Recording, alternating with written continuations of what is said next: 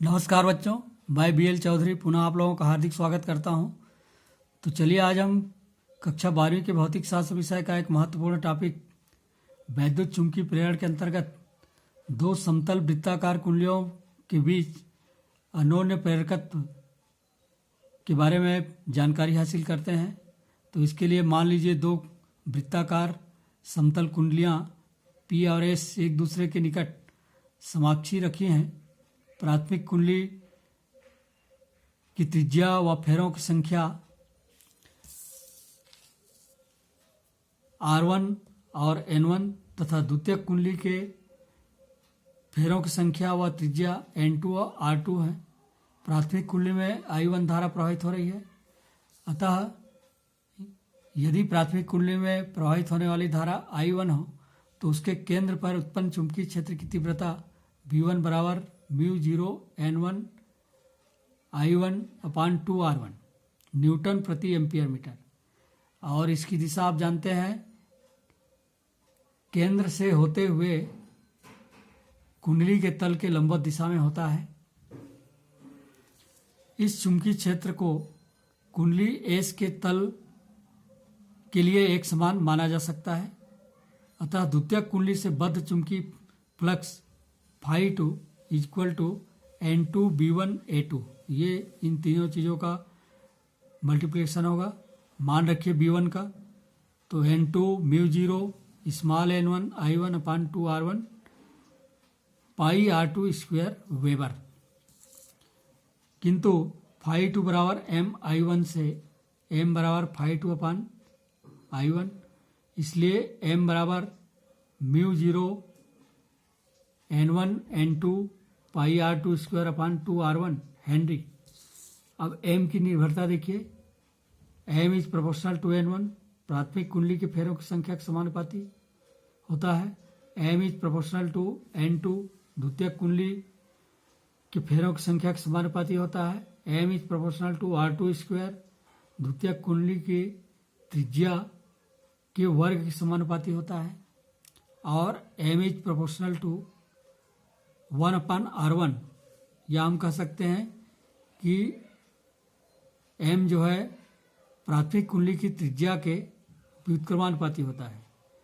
यदि वायु के स्थान पर म्यू चुंबकशीलता का कोई अन्य माध्यम रखा हो तो सूत्र होगा m बराबर μ(N1N2) πr2²/2R1। म्यू के स्थान पर μ0 μr लिखा जा सकता है, जहाँ r μr माध्यम की अपेक्षित चुंबकशीलता होती है। और इस प्रकार m बराबर μ0 μr N1N2 πr2²/2R1। और इस प्रकार m is proportional to μr, जहाँ μr बराबर μ/μ0 माध्यम की चुंबकशीलता अपान निर्वात की चुंबकशीलता। नरम लोहे के लिए आपको मालूम है μr का मान लगभग 500 होता है। अतः नरम लोहे का क्रोड रखने से जो अन्योन्य चुंबकत्व, अन्योन्य प्रेरकत्व का मान है वह वायु की तुलना में 500 गुना बढ़ जाता है। स्वप्रेरण व अन्योन्य प्रेरण में अंतर, तो ये अंतर आप समझ चुके हैं। स्वप्रेरण में केवल एक कुंडली होता है, अन्योन्य प्रेरण दो कुंडलियों के बीच होता है।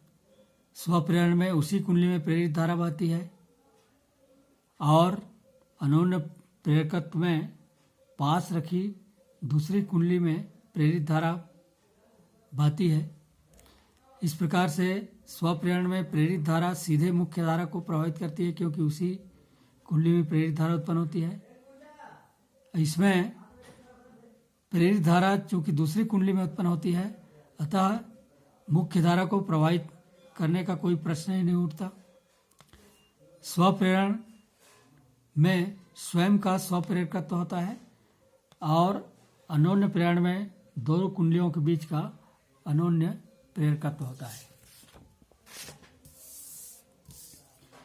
अब इसी प्रकार दो परिनालिकाओं के मध्य अन्योन्य प्रेरकत्व के लिए व्यंजक, इसको हम देखेंगे यहाँ पे। माना दो परिनालिकाएं S1 S2 एक दूसरे के ऊपर इस प्रकार से लिपटी हुई हैं। दोनों की लंबाइयाँ L है। फेरों की संख्या या कुल फेरों की संख्या कैपिटल N1 व N2 है, इसलिए एकांक लंबाई में फेरों की संख्या स्मॉल n1 बराबर n1/L तथा स्मॉल n2 बराबर कैपिटल N2/L।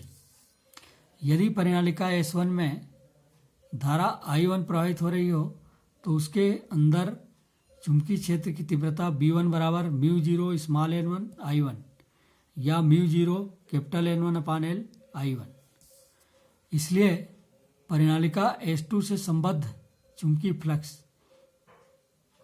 चूंकि दोनों परिनालिकाएं एक के ऊपर एक लिपटी हुई हैं, इसलिए प्राथमिक कुंडली में, प्राथमिक परिनालिका में जो चुंबकीय क्षेत्र उत्पन्न होता है उसके कारण द्वितीयक कुंडली से संबद्ध चुंबकीय फ्लक्स का मान φ2 बराबर V1N2A, ये इन तीन चीज़ों का मल्टीप्लिकेशन होता है। V1 का मान रखेंगे μ0 small n1 I1 capital N2A, N1 small n1 की जगह कैपिटल N1/L रखने से μ0 N1 N2A I1/L। चूँकि अन्योन्य प्रेरकत्व कैपिटल M बराबर φ2/I1, इसलिए μ0 capital N1 capital N2A/L। M की निर्भरता देखिए, M is proportional to capital N1, प्राथमिक कुंडली के कुल फेरों की संख्या के समानुपाती। M is proportional to capital N2, द्वितीय कुंडली के कुल फेरों की संख्या के समानुपाती। तीसरा, M is proportional to A, अनुप्रस्थ काट के क्षेत्रफल के समानुपाती। और चौथा, M is proportional to 1/L या M is inversely proportional to L, परिनालिका की लंबाई के व्युत्क्रमानुपाती। पांचवा, यदि परिनालिका में म्यू चुंबकशीलता का क्रोड रखा गया हो तो M बराबर μ(N1 N2A/L), म्यू की जगह आप लिख सकते हैं μ0 μr, इसलिए M बराबर μ0 μr capital N1 capital N2A/L, जहाँ μr बराबर μ/μ0 माध्यम की चुंबकशीलता अपान निर्वात की चुंबकशीलता। और आप जानते हैं नरम लोहे के लिए μr बराबर लगभग 500 होता है, तो अन्योन्य प्रेरकत्व का मान नरम लोहा की उपस्थिति में वायु की तुलना में 500 गुना बढ़ जाता है। बहुत बहुत धन्यवाद।